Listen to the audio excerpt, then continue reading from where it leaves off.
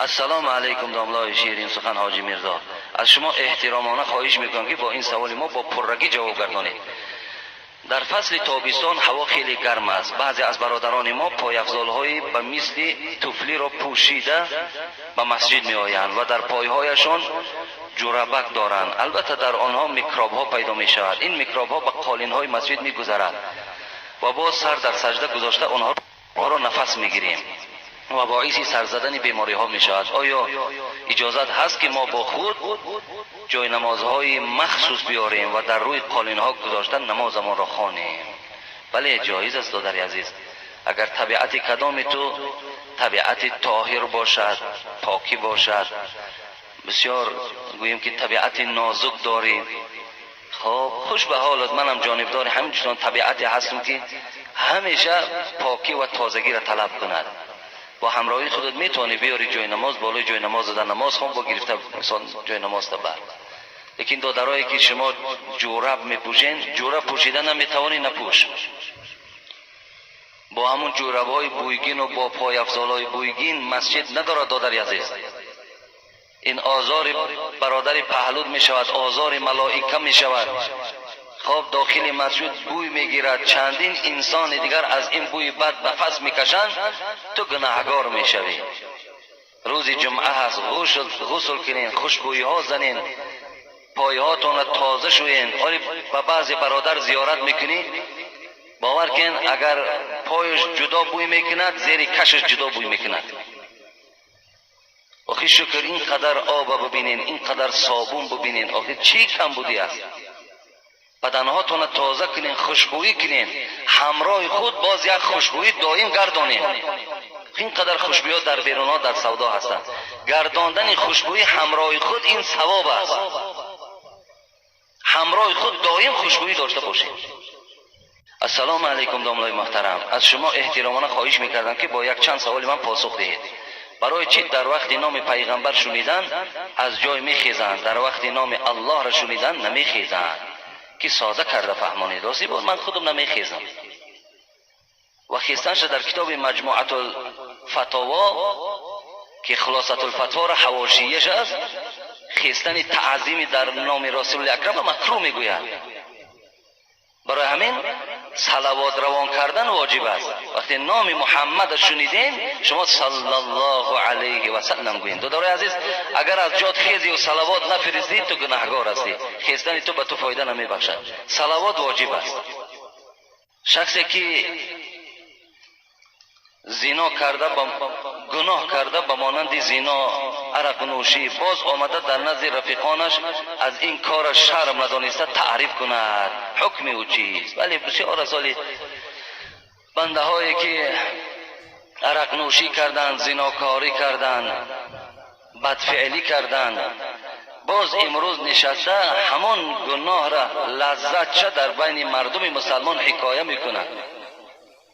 حبیب خدا میگوید آن زمانی که شما گناه کردین خدا گناه را نویساند، دویم باره وقتی که تکرارش میکنی باز دویم باره می نویسش. و از گناه باید که ما توبه کنیم، نه لذت بریم. عیب است برادرای عزیز. ولی بسیاری برادرای ما و شما از دوره های شوروی که خیلی با گفتی خودشان بسیار لذت و بسیار یک فراهمی به دست آوردن، اونها را باز امروز در بین بعضی همون کلانسال ها در بعضی بین کلانسال های خودشان حکایه میکنن. این عیب است به خدا قسم. برای آن گناه ها ماها باید خجالت داشت، شرمندگی داشته باشیم. باید که آب چشم داشته باشیم که خدایا این روزای خیلی بده بالای سر ما نگه داشتیم. سیوم برادران نمازخوان هستند که ناخن خود را دراز میکنند. در این باره قرآن و حدیث درست نیست. خب خداوند همیشه این برادرم دعا طلب کردن در حفظ امانش نگه دارد. ناخنهای دراز میکنند، جوانالی هست یک تا نیم تا ناخن دراز میمانند. این هم عادت با یگان یهودی است یا نصرانی است یا یگان بدبخت دیگر است. این عادت مسلمان نیست. مسلمان دائم ناخنش باید گرفتگی باشد. ناخنها باید هیچ وقت دراز نباشند. دادار عزیز، السلام علیکم بابای حاجی. من از ناحیه دنغره به زیارت شما آمدم و شما چند سوال دارم.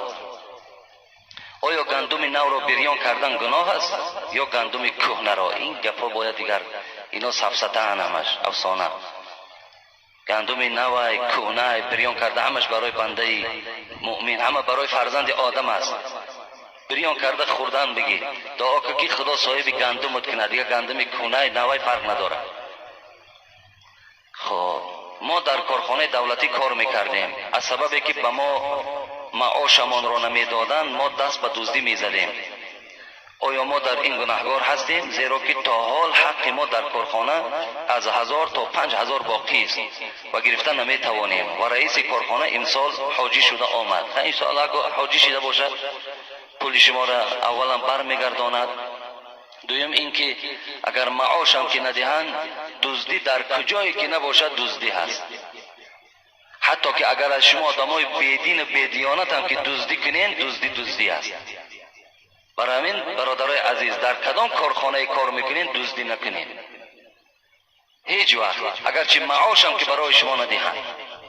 دزدی گناه هست برادرای عزیز.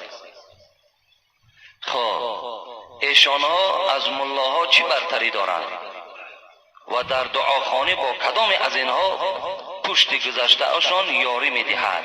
خلاصه شفا از کجاست؟ این برادر ما هم خیلی برادر ساده. اگه مسلمان همه وقت ساده می شود، مسلمان زیرک نیست. راستی بار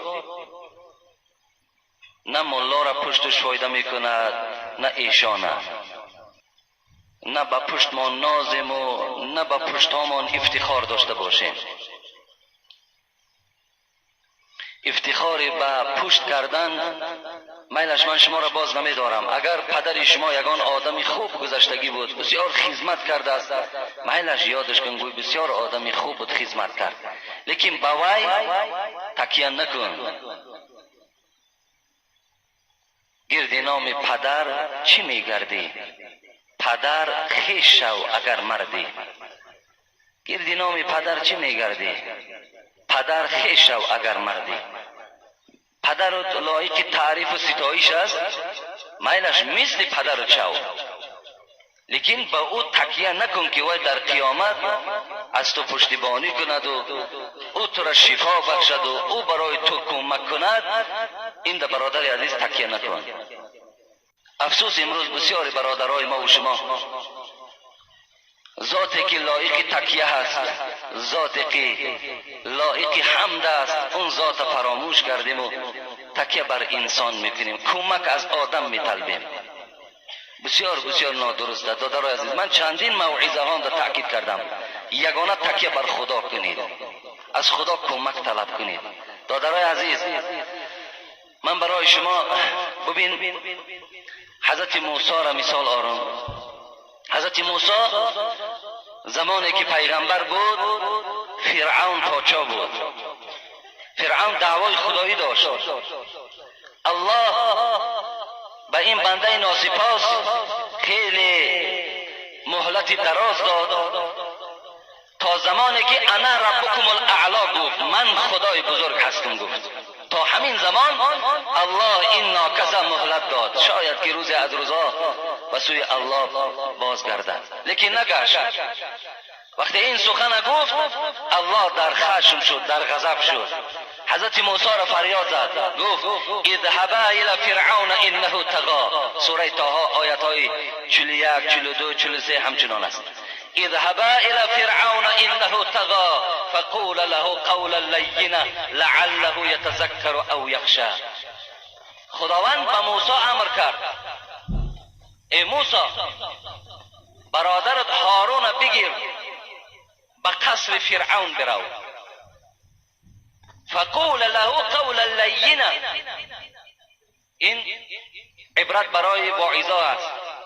وقتی که با فرعون روبرو میشوی ویا دشنام نده، ویا ناکس و بدبخت نگو، بلکه با او با سخن نرم صحبت کن،